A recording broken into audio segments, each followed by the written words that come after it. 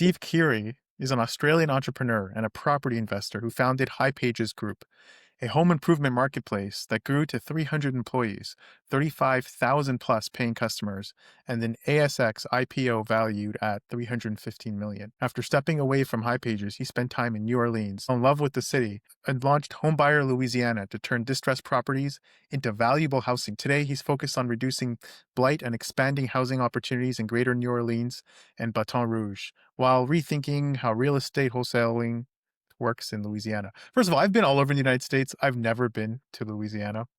So it's good to know that you endorse it. But jumping into, so Steve, tell me about yourself. So where did you grow up? What did you study in college? And what was your plan day one? So I grew up in Sydney, Australia. So at Bondi Beach, is where I grew up. I studied marketing and economics at university. At the time, I didn't really know what I wanted to do, but I wanted to do business. I did like business, but the concept of business at that point was like working for someone, like working for Coca-Cola or something like that. That was sort of where I was thinking. Sounds like the Um, dream. yeah, man. But while I was at college, I went to my friend dragged me to a Robert Kiyosaki seminar, Mm, and that like changed my trajectory. That was in 2000. Like he was speaking in Sydney. He was relatively new then, mm. and just speaking about like the cash flow quadrant and the benefits of being a business Rich, owner and rich dad, investor. poor dad. Is that what it Rich Dad is? Poor Dad. That's yeah, that's Yeah. exactly. That's the guy. So that changed my trajectory. So like I was 2 years into my college degree and I had 2 years left. And during those last 2 years, I kept studying at university, but I did a lot of studying outside. Like I read of all the Roberts books, cassette tapes, and they were cassette tapes back in 2000. And I read a lot of other books on entrepreneurship. So that changed me to want to be an entrepreneur. So when I Yeah. finished university, I started my own business instead of going to work for someone. So many questions, Steve. First of all, many people are like yourself that, well, many people aspire towards your goals of becoming an entrepreneur. And sometimes, moving from one country to another is essential. Like something like Australia, great country, but it might be a little less entrepreneur friendly than a place like the United States. So I first want to talk about why what was it specifically, if you were to dig into your own psyche, that wasn't appealing about going to college, getting a degree, honing in on a skill set, working for an established company with the benefits? If you were to look back, and I always say this, it's an illusion of choice, and one decision is not necessarily better than the other. Getting a stable job, 9 to 5, having your bonuses and your vacation days, and is not necessarily a bad thing. The entrepreneurial route for many can be exhausting, and looking at it from a transactional view can be just entirely not worth it unless you're scoped out really far and you're willing to take high risks. So I want to kind of dig into your mindset for just a second. Why was the traditional route not appealing to you? I think I originally was appealing. Like originally, I thought that was the way you had to go. I think why I shifted was I do have a strong sense of like I didn't love the norm. Like I always questioned like why you did something. And I guess the getting the job was like the norm, and I just believed you could sort of like just do what you want a little bit more. So maybe I had that. There's something like that in me that maybe when I saw the benefit of being a business owner and entrepreneur, that I wanted to do it. And the way I sort of I said it to myself was that entrepreneurialism is risky, and it is really risky, right? And like there's even when you do things right, you need some luck, And I'm lucky Yeah, that I got a strong exit and did well, but I could have easily not got that. But the lesson I took was that 9 out of 10 businesses fail. But I did the math and I realized that of the 1 in 10 that is really successful, the payoff is large. So in my mind, I was prepared to fail 9 times to get that 10th one. And that was like the right. calculus and math in my head that made me do it. But I mean, it is Yeah. hard work. It's crazy. It's just not necessarily like it is higher risk. So, I don't think it's necessarily a straightforward decision. There's benefits in having security of a job too. Yeah, great answer. That's the VC mentality. You don't want to come into you want to do very early on and you're expecting to fail, but you don't just need to win once. That's really Yes. how it is. Very cool. Now talk to me about, so I just curiosity, I just out of curiosity, was there like a specific moment that was like an aha, an epiphany or like a revelation where you're like, this direction is where I want to go in entrepreneurship? I mean, I really think it was at Robert Kiyosaki's seminar. Like, honestly, like Really? That's it was awesome. pivotal. Like, because to that point, my trajectory was the other way, and I wasn't a seminar person. I wasn't a Right. person that would like do that. And my friend convinced me to go, and it just something Yeah, that like Robert go to did this on dumb stage. seminar stuff, and even if the seminar was stupid, you are around people who are motivated, and it's like you're in a whole different ecosystem, and when you're around other people, you become them, and then you see how Yes. some people make millions taking super high risk, and if everyone in your ecosystem is like that, it is contagious. It truly, truly is. So talk to me about your first venture. So my first venture was I started Effective Marketing Solutions, which was just it was a marketing consultancy for small business, and for me, it was just connecting the because I was learning marketing at university, and for me, there was a disconnect between like the marketing I was learning. It was really great. It would work for the Coca Colas I was aiming for, but I got really curious about what works for small business, like how had an entrepreneurial take, and so I did a lot of reading on like direct response marketing, and I just really liked it. So effective marketing solutions for me was trying to get in with small businesses. So I would like cold call and pitch just local businesses like plumbers, landscapers, hairdressers, like just all sorts of small businesses. And I would get in and I would help them do their marketing. I would create a tailored marketing plan for them. So the idea was just to like sort of use my skill and get in and apply it to small businesses. And that's what I did. And it gave me a lot of good experience. I mean, it wasn't a great business model. It really was a consultancy. I was trading my time. So like it wasn't a job, but like it was still my time.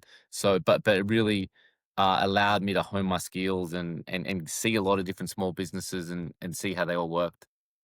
Yeah. And that's even an argument, by the way, for the corporate route. Like a lot of people who take the path of entrepreneurship, there's two real paths. You can really just start from the ground up, ground zero, and brute force your way through the process, fail forward, or go through a corporate route and learn the ins and outs, make the connections you need, be exposed to so many other successful companies. You might not necessarily appeal to the bureaucratic structure, but at least you get your foot in the door in a safer manner and you get that paycheck, you have that stability to push through. So yeah, that sounds working with a lot of small companies, I'm sure carved your perspective. So now, first of all, now I want to ask you a question. So you're in this company that's doing fairly well, and you're making a whole bunch of money going on. Have that stability. Why did you jump out of that to start over again? So in High Pages, which was that company that was doing really well, I felt like I'd sort of plateaued. We'd Hmm. grown to 300 people. I've been a few roles. I've been like chief marketing officer, sales director, like always in marketing and sales is like my niche. And I think from a marketing perspective, I was really good at direct response marketing, like because I like that small business stuff, getting a return and Google ads, SEO, like all that stuff. But we were starting to get to a level that was much beyond that, like more branding, advertising on TV. And I'll be honest, like that wasn't really my skill set. Um, Hmm. and also because so I felt like someone else could do a better job.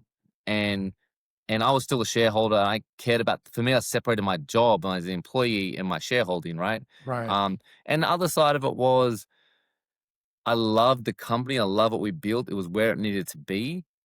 But I didn't like because we were corporate ourselves, right? Like, at that point, like, we had a big HR department, like, we were corporate, and, like, I'd started my business because I didn't love that corporateness, so I agreed we had to be corporate because that was where we were. We're trying to, heading towards our IPO and, like, that's what we need to be, but I didn't thrive in that. I preferred the, like, smaller, break the Hmm. rules, move quickly, and so I just felt like it wasn't for me anymore, but the company wasn't doing on the exact right path, so I felt like it was time to go. Uh, and I gave my Makes partners like sense. I had partners, so I gave them a good warning. I gave them I said I'm gonna leave. I gave them like 18-month warning. I'm like I'm not leaving straight away, but like I prepared them and myself to get out personally. That's pretty interesting to plan that far ahead. It And was it was too far, by the way, less than it's actually too long, right? So I need to give yeah, them notice, but I actually think 18 months was way too long because in those last little period, I'd sort of hired successes and, like, I'd worked my way out of a lot of things, and therefore, like, I was a little bit disengaged in those last right. periods because, like, even if I didn't agree with something, like, I didn't wanna normally would like, there'd be different points of views and you'd Your figure out foe the is best. out the door. You were just like it's almost like, you didn't have as much of the vested interest as you did day one. Yeah. And that's the sign of like a candle that's burning out. And it must have been enough of a burnout for you to want to start over. I mean, you had your equity, which is probably the most important part, right? Yes. And doing the grunt work in the day to day could feel exhausting if you're doing something you don't love. And that epitomizes many people's jobs, unfortunately, is they're stuck in the grind, and people aren't as lucky as you where they have the option to move to start over, because a lot of people are paycheck to paycheck Yeah. and they're pretty much held hostage by that. So it's really happy to see that, someone like you got out of it. And not only did you get out of it, you moved to a different country. So you talk about, you were under the pressure of an investor's visa. I want to talk about two really important things here. What was it like switching countries? And also, what was it like switching disciplines? So that is like a hardcore rewrite of your trajectory where you went from tech and marketing to real estate and you went from Sydney, Australia to the United States. So the geographical change was great.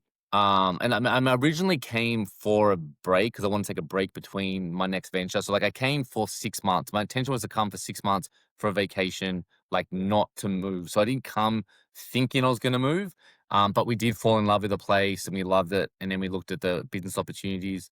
Um, Coming from somewhere different is also great. Like I found, um, like in Australia, I'm just another Australian, right? I got like, whereas in America, New Orleans, like being an Australian was different. People, I go by Aussie Steve. People know me as Aussie Steve because in New Orleans there's not a big Right. Australian culture. So like I stand out. I think differently. So it's actually a benefit. I think anyone can benefit from going somewhere else and being different. Supply and demand, baby. A uniqueness Exactly, factor. supply and demand. So so geographically was really good. Discipline-wise, actually there's a lot more commonality than you think. So the industry was totally different, but I my background was sales and marketing because High Pages is a two-sided marketplace connecting like homeowners with contractors.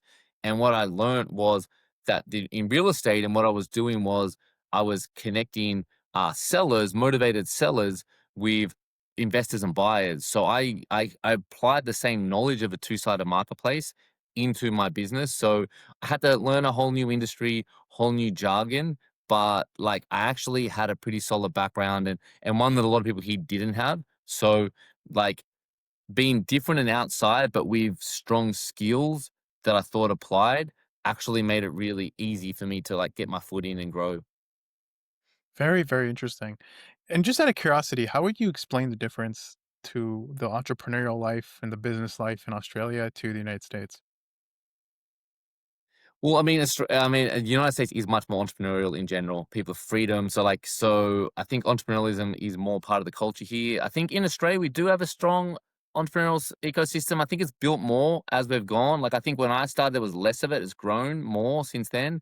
But Australia has a little bit of what they call it the tall poppy syndrome. I think there might be an I don't know if it's an Australian saying, but like um, people don't like if you get too big. They want to cut the poppies to be the same size. So Australia tends to like when you start to get too big, they want to bring you down. Whereas Right. in America, at least in the circles of entrepreneurs, I have a lot of people that like they want to see you succeed and they want to grow with you, and it doesn't have to be the same pace. But so Right.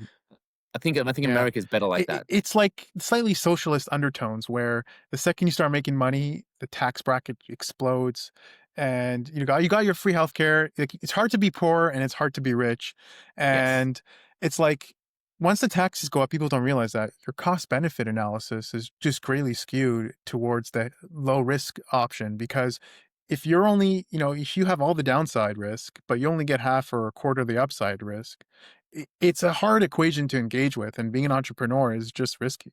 So, uh, completely understand that perspective. And so, tell me about your real estate company. So, how does all that work? Yeah, so we run Home by Louisiana. So we're really like a buyer and seller of distressed property. So we don't buy nice property. We buy property that needs to be like value added. Like holes in the Mm, roof, foundation issues. Storm damage. So we're looking for that opportunity. So we very much on one side we're a marketing company. We're really getting people that have these distressed properties to reach out to us, and we're negotiating and putting deals together. On the other side, so we buy I mean, I've got a bunch of rentals myself, and I do some flips myself, but I also have a very big network of other investors who don't have the marketing or sales skills I have, who they're more rehabbers and they just want the deals. So I do a lot of assigning my deals that get into those buyers, and I'm earning money, through that connection. So really, if you think about it, we're very much like a marketing company, and deal put together, and that's what we do. I keep some myself and move a bunch to the network, people in this area. Mm. From your marketing experience across various disciplines, what's the number one thing people in sales get wrong about other people? Oh, what they get wrong about other people. Yeah. So when they're Um, closing a sale, like what's the what is an issue mistake that you see other people in your discipline make all the time? Well, my approach to sales, is very relaxed, right? So I don't do high pressure, which might be different to a lot of like real Mm, estate people. I always describe my sales style, and I built this in High Pages, and I do it here as like Aikido. I don't know if you know the martial arts Aikido, but like of course. they are, yeah. So I their whole think they use your philosophy. own strength against you, right? Exactly. They don't punch, they don't have their own. They take the momentum and shift them, and for me, sales is like that. That's how I train people, and that's how I act. I don't fight with someone, I don't argue with them. If they say something that's, like, against me, I don't try to fight, I let them say it. But I Mm, will because if I listen to them and I let them say negative things, or I'll let them say it, mm. and I'm not fighting you, but once I listen to you, you generally listen to me. Yeah, So that law of now I can start. reciprocation. Yeah, Yeah, now I can convince you, and if I convince you, you don't feel like you losing an argument, right? Because sometimes right, you can have the right. I think a salesperson will try to out logic someone, and like I see it all the time, and they hang up, they don't get a sale, but they're like, oh, I jarred that person, like I was so right, they were so wrong. I was like, we didn't get the sale, so you were right, wrong. Whereas if you actually let them say right. no and disagree with you, It's the pragmatic approach. You're not going to change people. People are who they are. You're working in a context, and the best possible outcome is not having a moral compass or putting your standards on them. It's about can you close a sale or not, just bare bones. exactly, Yeah, exactly. yeah, yeah. Very interesting. Now, you did all this under an investor's visa. I know you talk about that. Can you tell me a little bit more about what it was like and why do you describe it as being a process that put you under a lot of pressure? Well, it's just, I mean, it's challenging. There's a lot of paperwork. So yeah, I have it's a E2 visa, which is a business investment visa. So you need to qualify, you need to have deployed capital in the country already. So I had to like make investments into America to show my business plan, but before it was approved. So I needed Mm, to make investments, and then I needed to document my business plan and how I was going to create economic impact for America, which is what they care about. And then I had to go back to Australia and apply. So there was a lot of pressure because right, I'd invest a lot of money and effort, and if they were to like deny it, like I would have it was stressful in that capacity. right. Need a lot of paperwork. I mean, I think I had like a 300-page application. I went to the interview with another like 300 pages of extra things because I was like, I had like, Wow. if they asked me this, I had the documents to show you. So it was pretty tough process. I mean, I did it pretty well. I think like I worked Was through it. It was was it hard. worth it, Steve?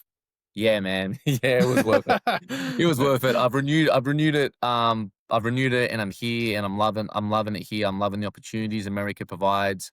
I think it's just there's a lot more to offer, than Australia. So I'm just blessed to be here. And yeah, it's definitely worth it. Yeah, it's good to be appreciative of the opportunity that this country provides. Uh, Someone in Australia, graduating college, hungry for the world, wants to become an entrepreneur. What would be the number one piece of advice you'd give them? Is to learn, be a student, always be a student. I learn constantly, I still do. So I think listen, learn, don't be afraid to fail. I think that a failure is Mm, just a learning. So be prepared to go forward, make your mistakes, learn from them, learn from other people, and just keep going. If you have that vision and desire, you'll get there. You're gonna get some bumps and bruises. Be prepared for them. But if you keep going through, you'll make it in the end. wonderful. Steve, how can people get in touch with you? I'm pretty active on LinkedIn, Stephen Keighery on LinkedIn, or on Facebook. Probably a good way to get me. And my website's homebuylouisiana.com if you want to check out what I'm doing here. Wonderful. Pleasure talking, Steve. It was really nice to meet you, and keep up the awesome work. Absolutely. Thank you.